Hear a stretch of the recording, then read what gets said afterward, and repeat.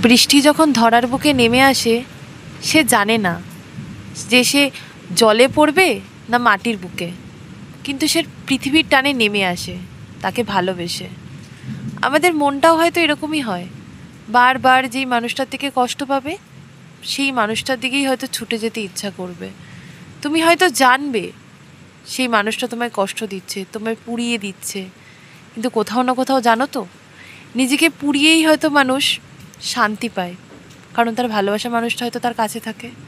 তাই মানুষটা নিজেকে পোড়াতেই হয়তো পছন্দ করবে। ওই যে কথায় আছে না, যে নিজেকে যত তুমি পোড়াবে তত একটা খাঁটি মানুষ বেরাবে। তাহলে হয়তো নিজেকে পোড়ানোটাই ভালো। তার মানে এই না যে ভালোবাসতে ছেড়ে দেব, ভালোবাসায় তো কষ্ট থাকবেই, তাহলে আর লাইফ কি হলো?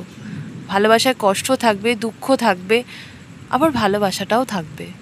যখন থাকবে সেটাই তখন একটা পরিপূর্ণ ভালোবাসা হবে। কিন্তু তার মানে এই না যে আমি ভালোবাসতেই ছেড়ে দেব, সেটা কখনো নয়। ভালোবাসতে হবে, ওটা চালিয়ে যেতে হবে। ভালোবাসাটা ভেতর থেকে আসে, সেটা জোর করে আনতে হবে না।